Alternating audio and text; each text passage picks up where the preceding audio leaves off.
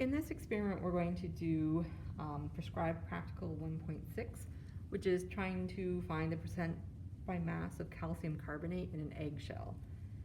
So the way we do this, because eggshells are impure, they don't consist entirely of calcium carbonate, we have to do something called a back titration because the eggshell is impure. We can use these when one of the substances is insoluble in water but will react with acid. The steps that you would do for that would first you would react your unknown substance, so your eggshells, with a set volume of excess acid. So you'll react it with enough acid that you know all of the calcium carbonate would react.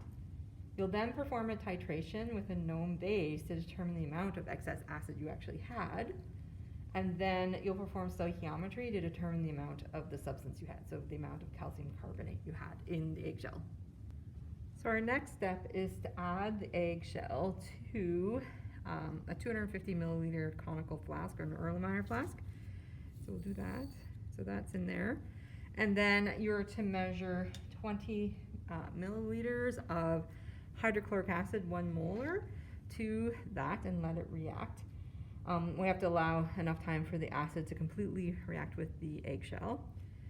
So I measured this using a pipette but put it in a graduated cylinder just for ease of pouring. So we're allowing it to react. You can see that there's a little bit of bubbling. You can see that the eggshell is dissolving. I'll give it a swirl or two. This might take a little while to react. So you can see that it is dissolving. Lots of little bubblings happening. Some more dissolving. So we're going to wait for that to continue reacting, and then when it's all dissolved, we'll follow to our next step. Once the reaction completes, we're going to we're going to dilute it down to 100 milliliters with water. So we'll prepare a volumetric flask. We've got a 100 milliliter one here and a funnel. So I'm going to pour a solution in. And then I'm going to add some water. So now that we've diluted down our solution, I've pipetted out 10 milliliters of that 100 milliliters. And I'm going to place it into an Erlenmeyer flask. And I'm going to add a couple of drops of phenolphthalein as our indicator.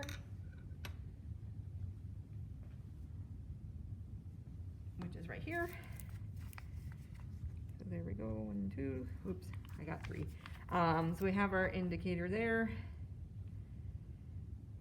produced, and now we're going to titrate that.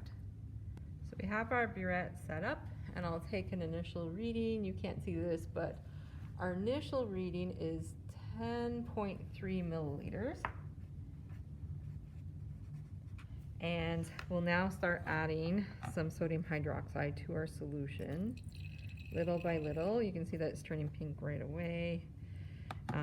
We'll keep doing this until this initial part is just our way of finding out how much approximately we need to add. So we'll keep adding a little bit more and doing a swirl to see if the pink disappears. It keeps disappearing. So add a little bit more.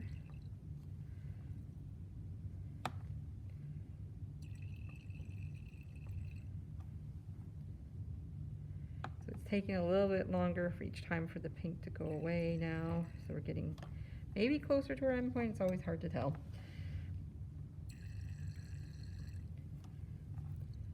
There we go. There's a nice pink. Okay, so we'll take our final reading. So you can see that there's a nice pale pink. And I added 21.1, so the final reading is 21.1 milliliters.